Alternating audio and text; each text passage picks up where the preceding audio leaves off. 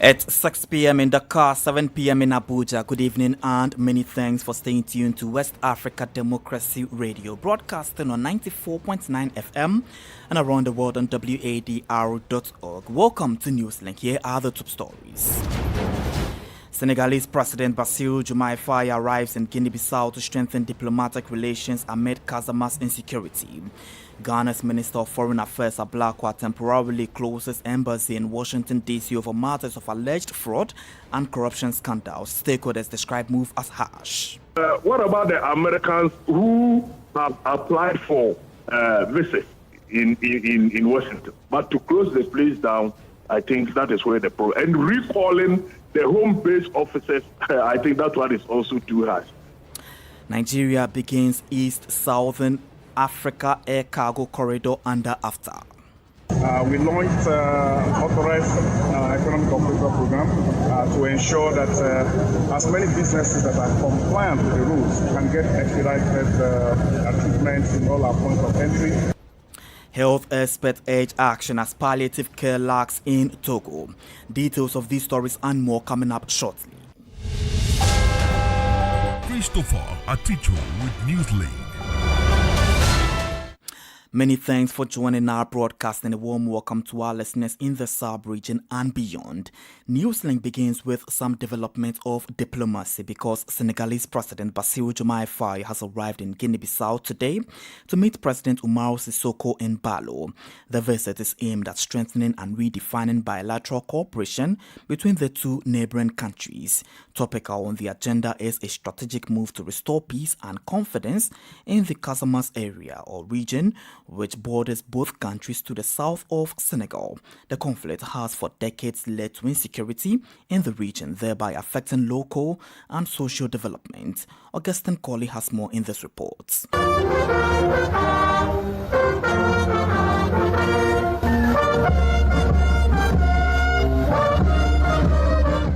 Thus, the security guard parade and national anthem warmly welcoming Senegalese President Bassirou Diomaye Faye to Guinea-Bissau.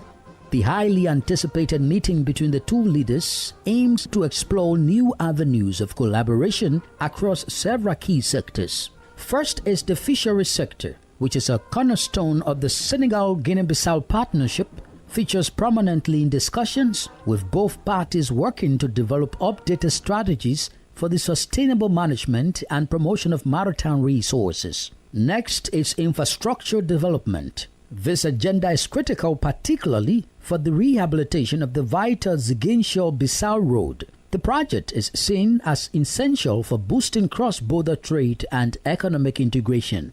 Also, another important topic discussed is the situation in Casamance, a region in southern Senegal with a long-running separatist movement. Recent agreements between the Senegalese government and a faction of the separatists have seen Guinea-Bissau stepped in as a key mediator between the government of Senegal and the movement of democratic forces of Casamance. Again, as part of his visit, President Diomaye Faye will be awarded the Cabra Medal, Guinea-Bissau's highest national honor. The Senegalese head of state would also pay tribute to the legacy of Amilcar Cabral, the revered leader of the country's independence movement, with a visit to his resting place at the historic Amoura Fortress.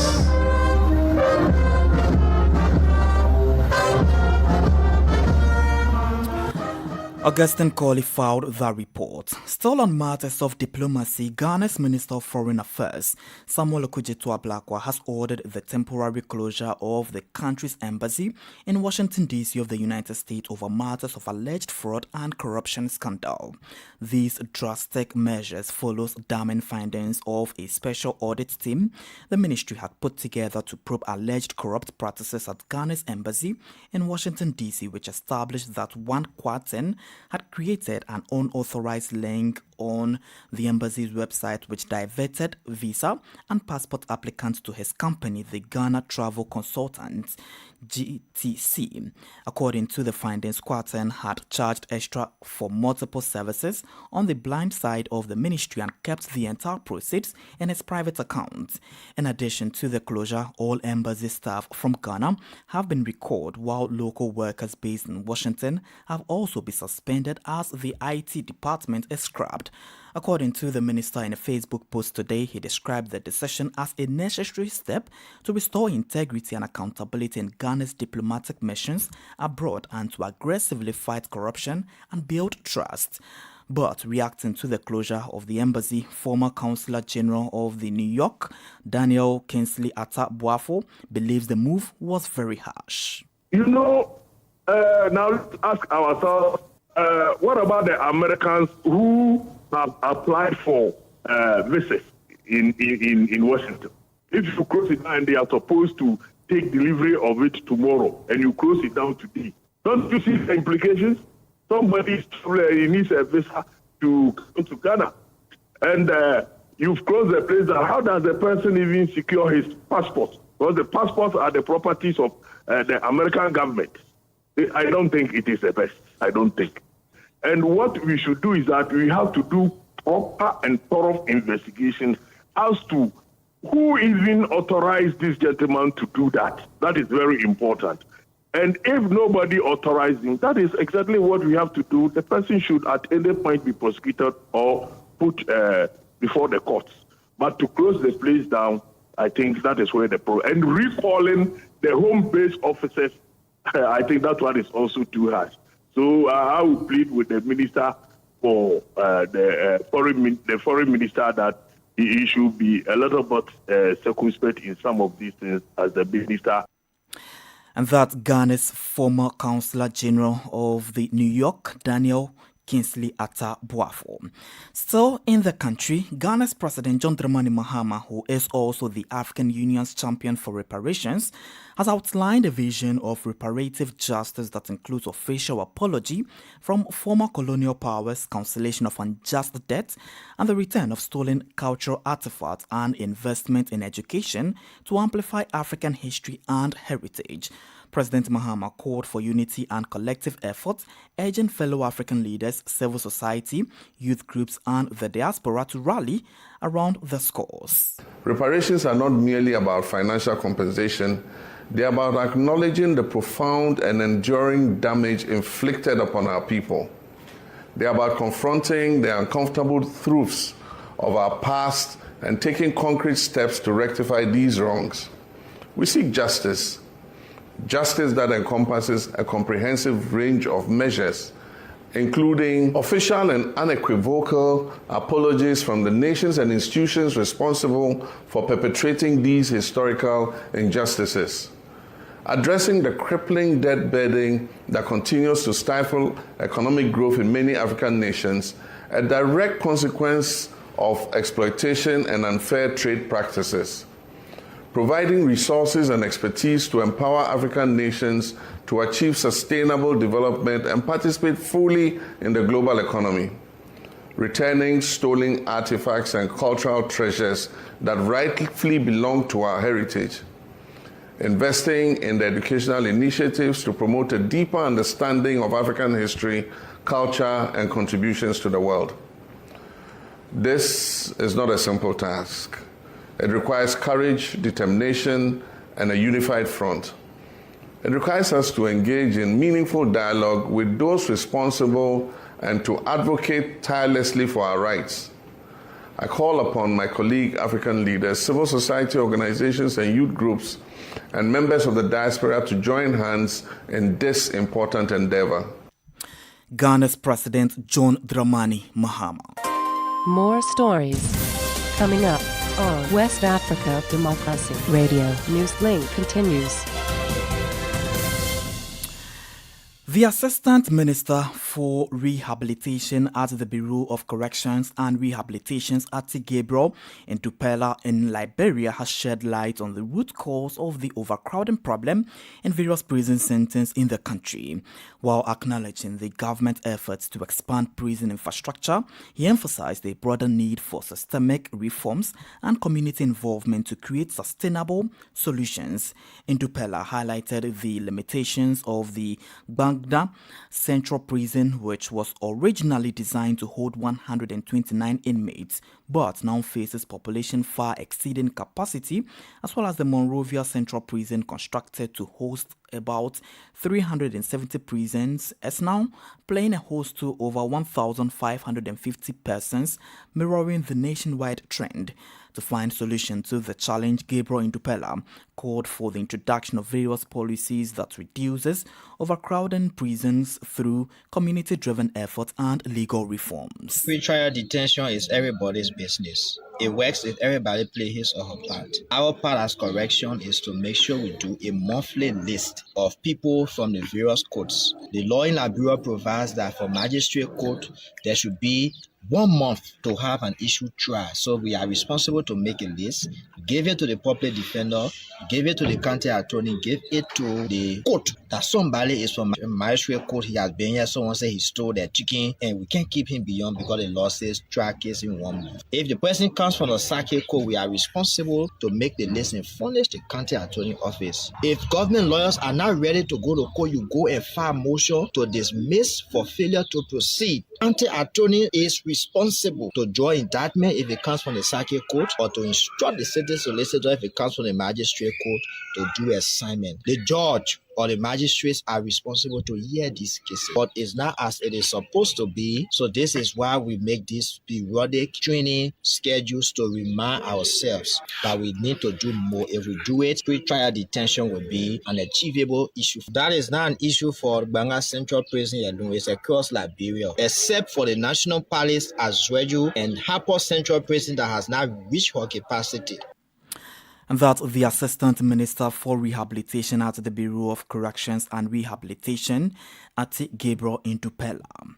To some security matters in Nigeria, a Catholic priest is fighting for his life after suspected herdsmen opened fire on his vehicle along a notorious highway in Nigeria's Benue State. The attackers also abducted 2 people traveling with him.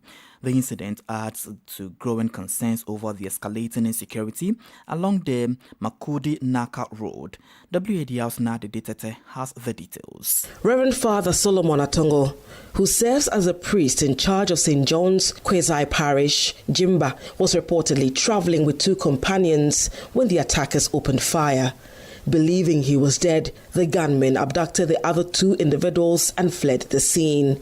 The priest was later rushed to hospital in critical condition. The Chancellor of the Catholic Diocese of Makurdi, Reverend Father Shima Ukbanya, confirmed the attack in a statement on behalf of the Bishop, Most Reverend Wilfred Chikpa Anagbe. He called for prayers for the priest's recovery, noting that medical personnel are working to stabilize him. Father Ukbanya said the church is deeply concerned by the growing insecurity in the area and urged the faithful to pray for divine intervention, invoking the intercession of the Virgin Mary. The Makurdi-Naka axis has become increasingly dangerous in recent years, with repeated incidents of violence, abductions, and killings. The deteriorating security situation has led many motorists to abandon the route altogether.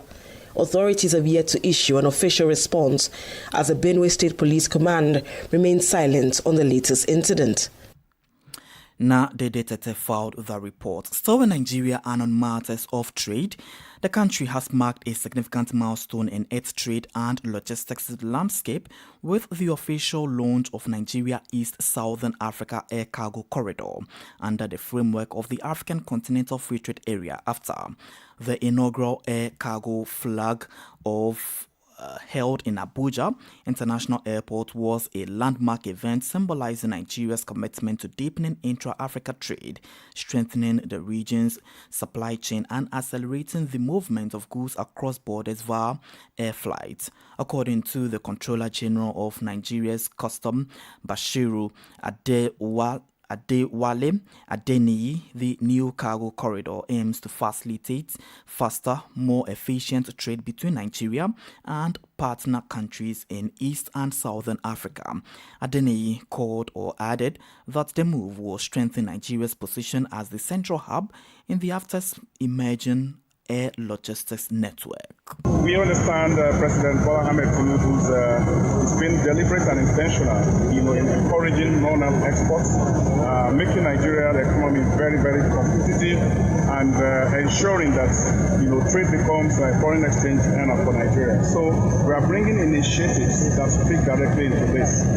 We launched authorized economic operator program to ensure that as many businesses that are compliant with the rules can get expedited achievements in all our points of entry. We have automated our procedures. We now have a brand new platform through which international trade is conducted. So we are key to all of these initiatives, and one of the things we have also done for this is to get the technical expertise, particularly in the areas of origin, rules of origin. Very, very easily in the kind of markets like this, we could have operators who would import things and then try to benefit from market access and will not be able to achieve the two objectives. So we are building capacity of all our officers with expertise and providing the automated platform that will encourage processing of trade. And that the Controller General of Nigeria's Customs, Bashir Adewale Adeniyi, and mind you that this initiative aligns with AFTA's mission to boost trade within Africa by eliminating barriers, lowering costs, and improving infrastructure, ultimately creating a unified African market. You're still listening to Newslink here on West Africa Democracy Radio, broadcasting on 94.9 FM and around the world on wadr.org. We are also live on Facebook at WADR English Service, as well as YouTube at WADR News. Here is a reminder of our top stories. Senegalese President Bassirou Diomaye Faye arrives in Guinea-Bissau to strengthen diplomatic relations amid Kasama's insecurity. Ghana's Minister of Foreign Affairs Ablakwa temporarily closes embassy in Washington, D.C. over matters of alleged fraud and corruption scandal. Stakeholders describe move as harsh. Nigeria begins East-Southern Africa air cargo corridor under AFTA. And still ahead in this package, health experts urge action as palliative care lacks in Togo. We do have the guest interview and sports news. Please stay with us. Fresh and breaking news all the time. Hear it first as the news breaks, only on West Africa Democracy Radio. Newslink continues. Let's turn attention to some health developments where the Division for the Surveillance of Non-Communicable Diseases in Togo is advocating for greater awareness and integration of palliative care within the health system. Despite the country's efforts, palliative care remains underdeveloped, highlighting the urgent need to intensify advocacy among decision makers. Sankole Janko reports. In Togo, access to palliative care remains limited, despite its crucial role in improving the lives of patients with serious illnesses. Palliative care is a holistic approach that enhances the quality of life for patients facing life-threatening conditions. A lecturer in palliative care, Sylvie Davy, has been explaining further. Palliative care is an approach that improves the quality of life for patients suffering from chronic, progressive, and even severe illnesses. This approach also extends to family members and focuses not only on the physical dimension, but also on holistic, psychological, spiritual, social, and even cultural aspects, especially since we are in Africa. According to the World Health Organization, 20 million people suffering from serious, progressive, and potentially life-threatening illnesses require palliative care each year, recalls Sylvie Davy. We are calling for the importation of morphine, a commonly used and essential pain-relieving drug classified at the third level of the WHO pain ladder. As we speak, many people are suffering in pain, groaning in distress, with no effective pain management options available to them. That's why we urge the government to import this vital pain relief medication to help ease their suffering. Despite this need, access to palliative care in Togo remains limited, says Professor Mafu Bello, head of the Division for the Surveillance of Non-Communicable Diseases. We began implementing palliative care at the CHU Silvanus Olympia Hospital. Unfortunately, just as we were setting up the infrastructure to incorporate morphine into our care program, the COVID-19 pandemic in 2020 struck and brought our efforts to a halt. We now need funding to resume and carry out our activities on the ground. We also urge policymakers to listen, because at some point in life, everyone may need palliative care. Although palliative care was officially integrated in Togo's national health policy in 2014, it has yet to be effectively implemented. And that's a report from Lome's correspondent CV Wadrago and presented by Sankole Janko. To some tragic developments, a tragic building collapse in Toba here in Senegal has left 11 people dead and 7 injured, according to a provisional toll. The incident or accident involved a 3-story building under construction. The prefect of Mbake, Hadin Han, spoke on the causes of the disaster, stating that construction standards were not respected. He emphasized that the tragedy is particularly disturbing because of the building was new and still under construction, not old or deteriorated. Authorities are continuing rescue efforts and investigations to determine full responsibility and prevent similar tragedies in the future. Politics, analysis on major news, social matters, and all. This is A Guest. Across Africa and beyond, various non-government organizations, civil society groups and state authorities are raising concerns about addressing the harm caused by slavery, colonialism, and other inequalities in Africa. These concerns gained momentum during the celebration of Africa Day 2025, which featured a strong political message focused on justice, dignity, and sovereignty. Celebrated annually on May 25, Africa Day commemorates the founding of the Organization of Africa Unity OAU in 1963, which has since evolved into the African Union AU. The 2025 celebration holds a particular importance as it aligns with the AU's official theme, Justice for Africans and People of African Descent through Reparations. Our guest is Desiree Asogbavi, the Advocacy Advisor for Africa at the Open Society Foundation, OSF. I recall that the Africa Day that we are celebrating today is a very important one for the African continent, and especially at this particular moment with what is going on around the world, the change of the geopolitical situations. Africa has to use the moment to reinforce its unity. Africa has to speak strongly with one voice and avoid all kind of division that we have inherited from the colonization, from slavery, and so on.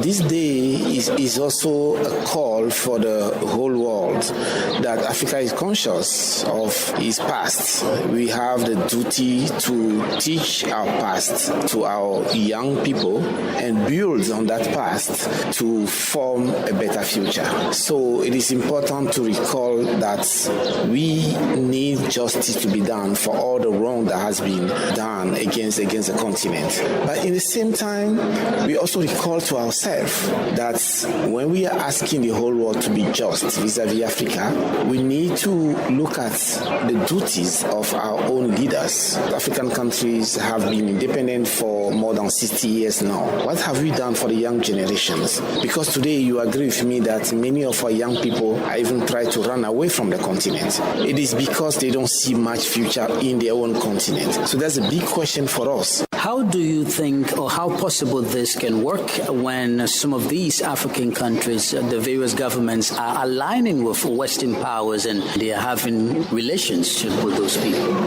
I believe the recent past have shown us a reality that Africa is only responsible for its own interests. We have seen what happened during COVID-19, where vaccine was not available for Africans, or only if no other country from where vaccine manufactures, if no other country needed, it's only that they are sent to the continent. We have a number of other examples that show us today that we are the sole responsible for our own future. So Africa has to unite stronger than before. We remember the call for Dr. Kwame Nkrumah in 1963, but the continent has not followed it. Today it is clear for us that we need to think about how strong Africa can be so we can claim the space, the political space, the economic space, and cultural space that belong to the continent. An important aspect of this year's theme is to strengthen accountability. Are the African governments really accountable to their own citizens? Unfortunately, accountability is still something that we need to work on a lot, and we raise it during the discussion today. We cannot reach the full development that we aspire to if we are not accountable to each other. We cannot reach the full development that we aspire to if we are not accountable to each other. These are the very concluding words of Desiree Asogbavi, who is the Advocacy Advisor for Africa at the Open Society Foundation.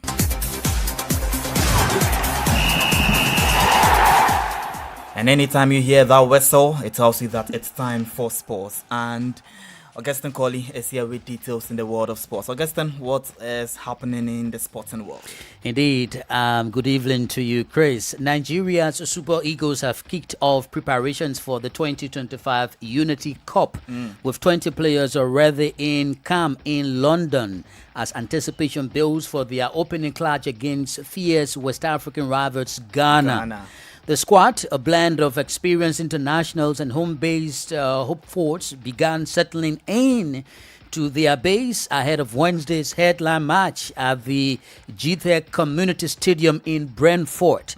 The Unity Cup, scheduled from May 27 to the 31st, brings together Nigeria, Ghana, and Jamaica, and Trinidad and Tobago in a four-nation event aimed at promoting unity through football and culture. And so Wilfred Ndidi, Kelechi, Inancho, Moses, Samon, Nathan Teller, Frank Oyika, Simin Ajayi, and Creole Desserts headline a group of Europe-based professionals already in camp, while the captain Ahmed Musa also arrived early, bringing veteran leadership alongside Bundesliga fullback Felix Agu and Slava Prague or in the picture. We will get Ghana's side. I would also bring you the Ghanaian players also representing, because you also have our very own Mohamed Kudus, just bring Thomas that quickly. Partey, Antoine Semenyo, and then some other squad that of course do make up for the Black Star team are also representing in this particular unit. So it promises to be an interesting encounter indeed. So on the upfront, Aaron S. Becken at the Total Energies CAF Confederation Cup 2024-2025 champions after coming from behind to a 1-1 draw in Zanzibar to secure the title on aggregate in a tense and emotional final clash. The Moroccan side, having earned a first leg advantage, displayed great and composure under immense pressure to claim their third Total Energies CAF Confederation Cup title, adding to their triumphs in 2020 and 2022. That's the latest in the world of sports. Oh, thank you very much, Augustine Colley, for bringing us all that we need to know in the world of sports. And I'm very particular about the Unity Cup. And I'm just stepping Ghana to obviously go through and then win this cup just for... I mean, Ghana, Nigeria. It's not easy, though. We are always friends and brothers. They are fierce brothers. Of course.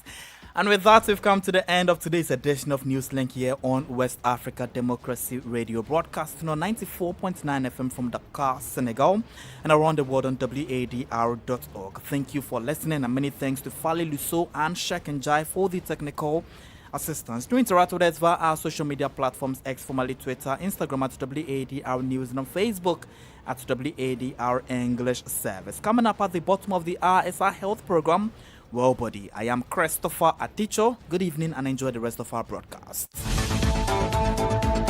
And many thanks to you for listening to Newslink via Hot 104.3 FM, New Me FM 94.